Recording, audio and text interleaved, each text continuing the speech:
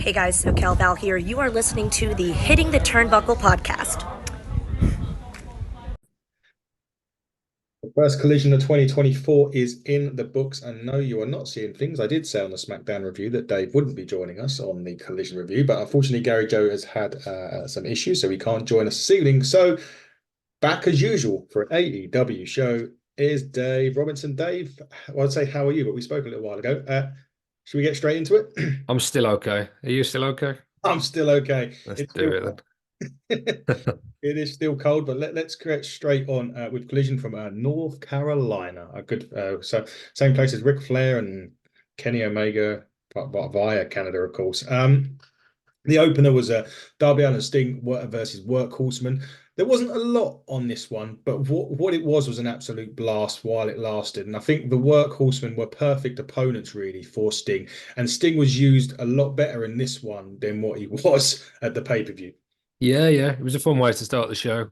And yeah, obviously uh an easy opportunity as well.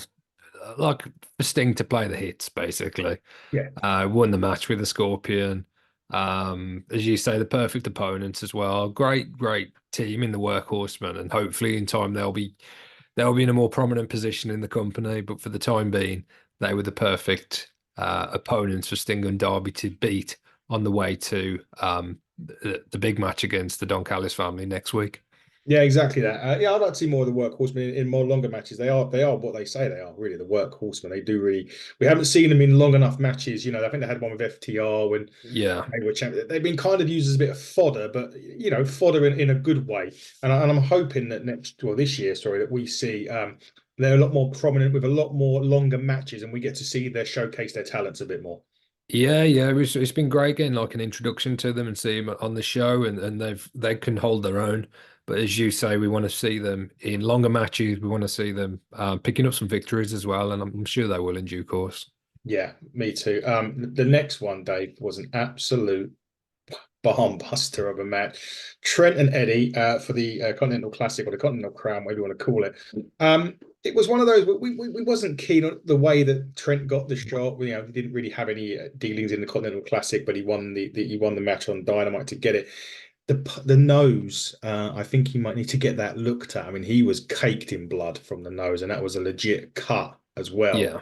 Unsurprisingly, Eddie Kingston picks up the win with the high angled brainbuster, but this was like it was kind of like Trent was doing a lot of stuff like you'd seen the G1 Yeah. style. It was a very hard hitting contest, so a really good first defense for Kingston. Yeah, it was, and Trent, gave a good account of himself as he always does.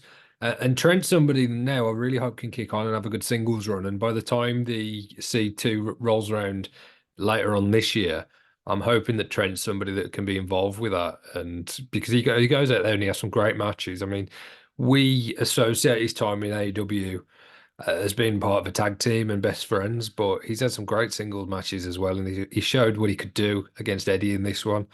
As you say, no real threat of him picking up the win or taking the titles. Still not 100% sure how it works with the titles. I'm assuming they're defended as a triple crown, so all three titles are on the line.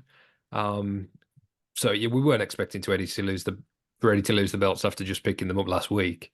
But this was a good defense for him, a solid match. And Eddie's awesome, Trent's awesome. So this was sure this was a guaranteed good match essentially, which it absolutely was.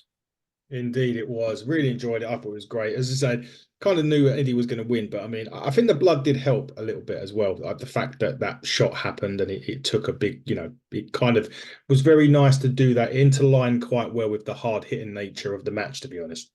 Yeah, that's it. It fit. It was quite fitting, wasn't it? Really. Eddie's a hard hitting wrestler. I mean, it looks like he's going to be using that fisherman, Mm, like high angled fisherman suplex buster. I don't know what you call it, but I like that as a finish. Obviously, he's got the hurricane as well, yeah. um, which he can kind of hit from nowhere. But it's good to have him a few different finishing moves and a few ways of putting away his opponents, and hopefully that's what because we've seen him use the powerbomb as well. Yeah.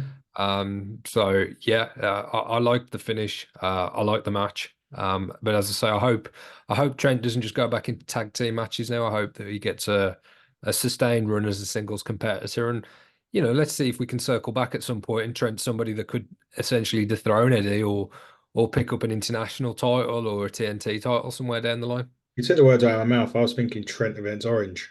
Yeah, yeah, and that could be the guy that ultimately beats Orange. With performances like this, and the Fatal 4-Way as well, and he had a good showing in the Battle Royal at World's End.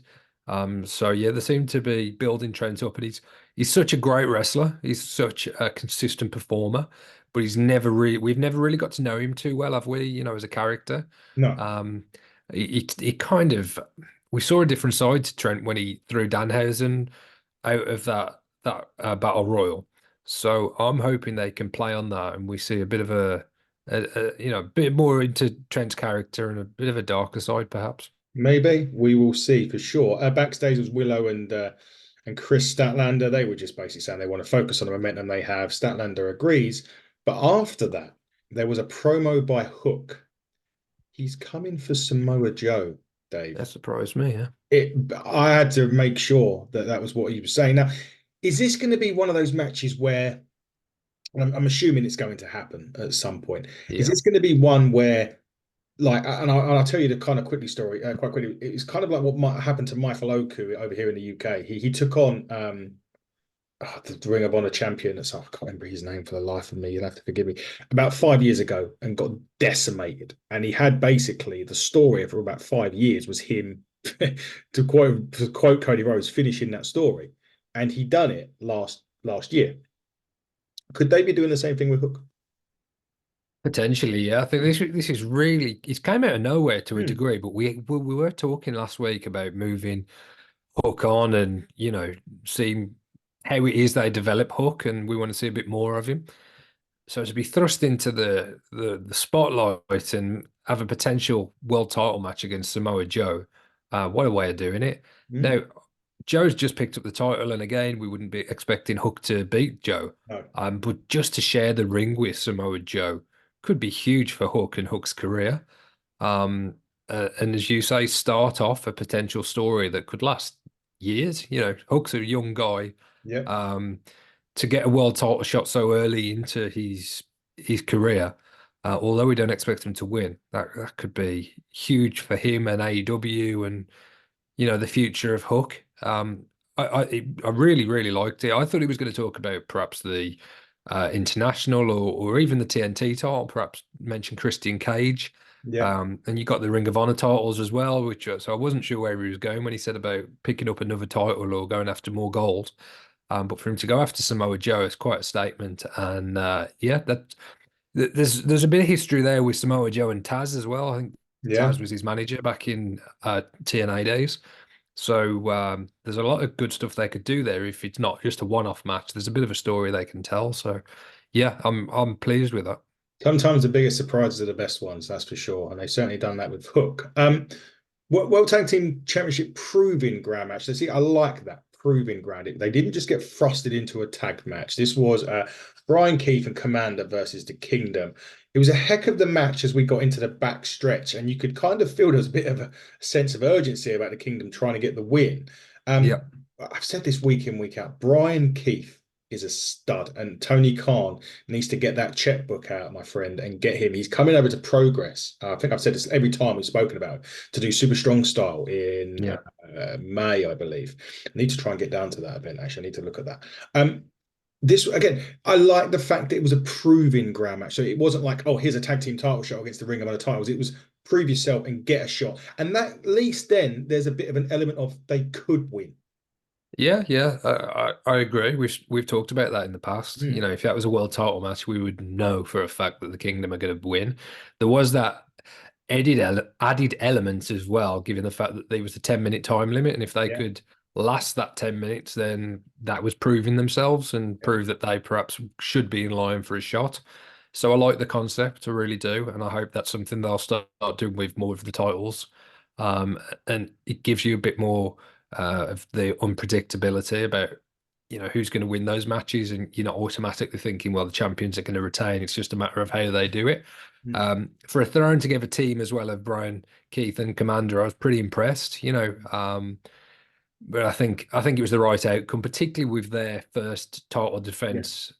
I thought the Kingdom should win that, but I really like the concept that they've introduced. Yeah, me too. Bryan Keith for you, should he be all elite full time? Absolutely, yeah. I don't know why that hasn't already happened. I mean, he already had massive admirers in the company in terms of Bryan Danielson. We heard Bryan Danielson speak about him a long time ago, much earlier on last year, if not even beyond that. We've seen Bryan Keith in Ring of Honor, and at Final Battle, he kind of broke out as such. He got a lot of plaudits for his performance in his match there. And we've seen a lot more of him on AEW television ever since. So I certainly would be doing that sooner rather than later, because a wrestler of his caliber wouldn't surprise me if other promotions, whether that's WWE or TNA or even New Japan, they're going to want someone like Bryan Keith involved with their roster. So if I was Tony Khan, that would be a priority for me. Yeah, definitely so. 100% agree with that. Went backstage now. Bullet Club Gold and the Acclaimed, and Anthony Bowens wants the Bullet Club to think about forming a super group with these guys. Where are they Yeah. going with this? Well, he makes a good point, doesn't he? I mean, in modern day wrestling, it seems to be factions everywhere, not just in AEW. And he said as much, that it seems to be you need to be part of a faction to get on. So interesting development, really. Still no Juice Robinson. Hopefully he's not out for too long. I'm not quite sure what It's a his bad one, injury mate. is it? Mhm. That's a shame. But perhaps if Juice is going to be out for a while, combining the Acclaimed with the Bullet Club, I mean, you got six guys there, depending on what kind of role Billy would play Mm. in that. Because you got a potential for blood and guts, or you have a 5-on-5 match, 6-on-6 match. AW historically, other than the one at World's End, historically they do really good multi-man matches.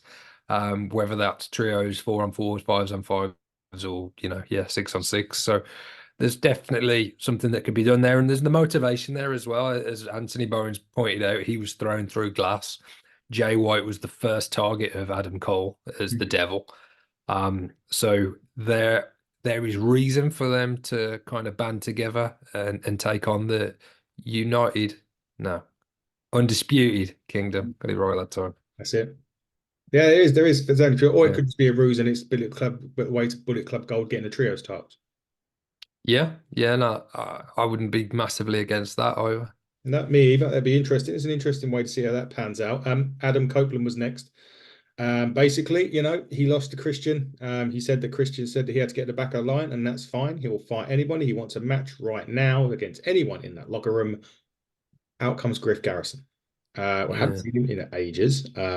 No, he's been doing bits on Ring of Honor, I believe, but yeah, we haven't seen him in AEW for a while. I think he did. Was a match against Wardlow we possibly saw him have. Probably about 3 seconds. Wardlow Power return, bomb. yeah. 1, 2, 3. He slaps Christian. He slaps Adam Copeland around the face. They had a match. Unsurprisingly, Copeland picks up a relatively quick victory here. The interesting bit about this, I mean, you got him to tap actually on that one, but the bit about it was Cole Carter, Griff Garrison's partner, I suppose, at this point. With a drop kick, he went to the top rope. He missed the 450, but on a closer inspection, he was very, very close to going knees first into Copeland's head. If you watch it very carefully, Yeah. very close. And then he eats a spear. Just a way of getting Copeland back into the mix.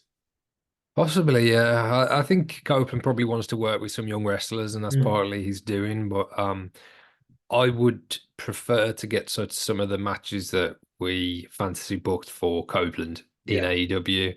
If it is now that he's going to work his way back to Christian, I want to see some high profile matches. I don't mind the odd one like this, and if this is just the start of his open challenge or his Copeland Cope Open, as he called it, then so be it. But in the following weeks, I would like to see some stiffer competition for him, and some of the kind of dream matches that we'd love to see. Because I think he said himself in an interview, I don't know if it was with Sam Roberts, in the past week or so, or was it Chris Van Vliet? One of them, that he hasn't got all that long left in wrestling. He's probably got a couple of years. This is his last run, I suppose. Yeah. So I don't want any time wasted in that respect, and I want to see some of these high level matches while he's still performing at such a high level himself. Yeah, me too. To be honest, that'd be great. It'd be good to see him getting as you say those matches that we want and probably that he wants as well. Um, Sting Darby Allin cut I mean, absolute nuts promo about the Don Callis family and their match next week. I mean, that was just Retro is the word, I think that they were saying. retro. Yeah, Yeah, yeah. think we'll have that. We'll leave that out there for now. Sky Blue and Kiera Hogan were next. Really good outing by Sky Blue. So building some nice momentum with the wins, getting some ring times. Loved the finisher on that. Yeah. And Sky Blue, she's obviously turned kind of still with Julia Hart, kind of not. We're seeing we're going to get this House of Heart, but a really good one for Sky Blue just to keep that momentum going. Yeah, and a reminder as well by Kiera Hogan. Yes, we speculating on who might be coming into the women's division, and we got Deonna Purrazzo Yeah. on Dynamite. But people like Kiera Hogan have been there a long time, and they are, given the right opportunities, they never let you down. Like Kiera never lets the company down. She had a great street fight against Athena last year in Ring of Honor, and she really should be somebody that they're considering should be in a prominent spot really in the division. And with Serena Deeb on her way back, and perhaps Mercedes Moné coming into the company, and the returns of people like Jamie Hayter, Britt Baker, Thunder Rosa, I think Kiera Hogan's proving that she can mix it up with the best of them, and she's an important part of the division as well. She is, and it does bode well for the women's division having that stacked. We keep saying every week that we want more out of the women, and they've got a good roster there already. So it's about time the utilization really starts. Yeah, to expand on my point, it's not just a case of we don't want just one singles match a week to showcase the women.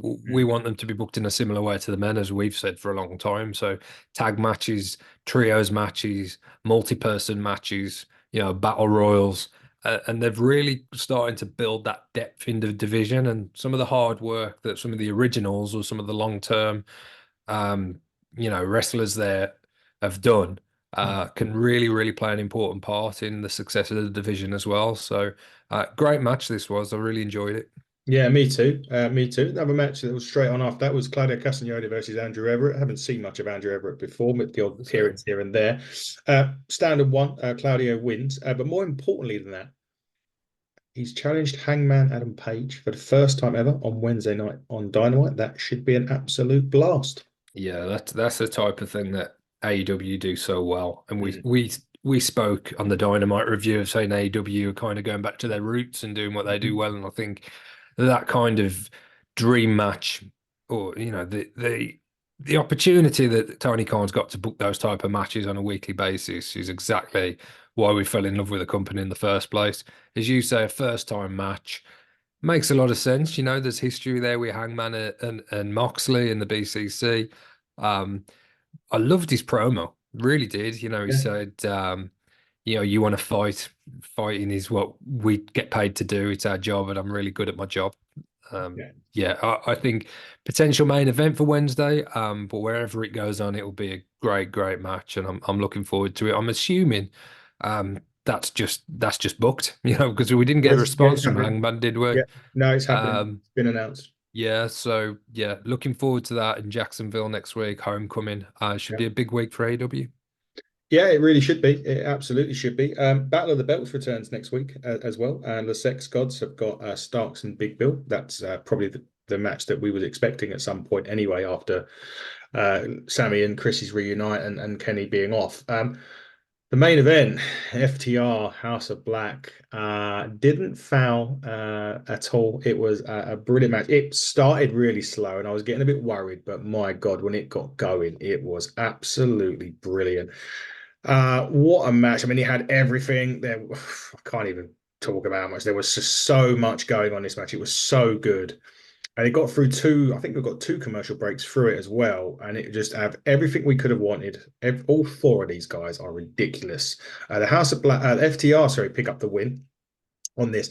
But at the end, the House of Black absolutely decimated. Not only did they just decimate FTR, but also Daniel Garcia. So we now seeing the face change that's changed to a face from Daniel Garcia in full effect now. And that main event was just outstanding.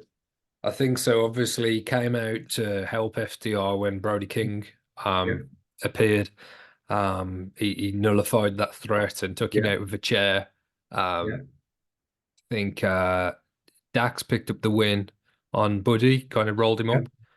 Um, this match could have, perhaps should have been on World's End, but given the fact that Collision was in North Carolina, it allowed Dax's family to be there, so his wife Yes. and daughter were at ringside. So Yeah. that's perhaps why we got it on Collision rather than at the pay-per-view in New York. Um, this was just a phenomenal match, a pay-per-view quality match. That was no surprise to us. No. Could have gone either way. I love watching all these four guys, and I thought we saw a united front from the House of Black at the end. Although they lost the match, they were the ones standing tall. Yeah. Julia ringing the bell, quite quite Yeah. sinister 10 in bell salute, nature. wasn't So it? yeah. So I like that as well. This obviously isn't done between House of Black and FTR, and now we've got Daniel Garcia in the mix as well. That would be an excellent trios match, FTR and Daniel Garcia up against the House of Black, and that solidifies Garcia's face turn really. Crowd have been massively behind him for a long time, but as you say, he's still been. Is he a face? Is he a heel? You know, he had a bit of the hangover from the Jericho Appreciation Society. Yeah. But going out, standing side by side and competing with FTR, he's going to do wonders for his career as well. So really, really looking forward to that match. And I'm sure we'll see more of that next week. Oh, definitely will. We absolutely will. All in all, a great episode of Yeah. again, I'm going to say 8.5. I said that for for SmackDown as well. I couldn't really fault a lot. Again, I can't really fault of it. To be fair, I thought it was a great match. Really enjoyed the show from top to bottom, and wrestling this week has won, really, hasn't it? Absolutely. I think I'd go around 8.5 as well. Difficult when AEW haven't got as many pay-per-views to work towards. So you get this like transition, that little period in between, coming off the back of World's End and building. We're still quite far out from Revolution. I think, is it March? Is it? Yeah, yeah. So we've got this time now where, you can't push on with too much with the stories and kind of start booking the next pay-per-view yet. So you've got to, start some stories off and put on some great wrestling. And I think that's what AEW have done this week. They've really a bit of a reset after World's End, and we've got, Adam Cole appearing at the start of Dynamite, with the Undisputed Kingdom. And that's setting us up for this new period in AEW. Definitely back to their best. Great wrestling on both shows. As I said on the SmackDown review, I think WWE perhaps edged it this week. Out of the two, I thought day one Raw, given the appearance from The Rock, and a really, really strong SmackDown. But this is exactly what we wanted. We've wanted for years. We've wanted the two top companies pushing each other, bringing out the best in each other, giving us as fans the best content, the best wrestling matches, the best entertainment. And both companies have absolutely achieved that this week. So, yeah, a huge win for wrestling. Indeed, and fantastic. I think it was a great way to end the show. But again, Dave, thank you again for stepping in this time. You were always meant to be on the SmackDown one, but you stepped in last minute for this one. So thank you for getting Collision watched so quickly for me. Yes, follow us on X at HTT Buckle, hitting the Turnbuckle podcast on all social media outlets. We're back next week with interviews, with review shows. Impact Wrestling will be making its return back to the channel this week as well. Might I even do NXT? Do I do the lot this week? Maybe. Food for thought. But Dave, as it is AEW, my friend, I leave you to do the honors and bid us adieu. It's time to bid you all adieu, goodbye, mwah, and good night. Bang. Stay safe, everybody.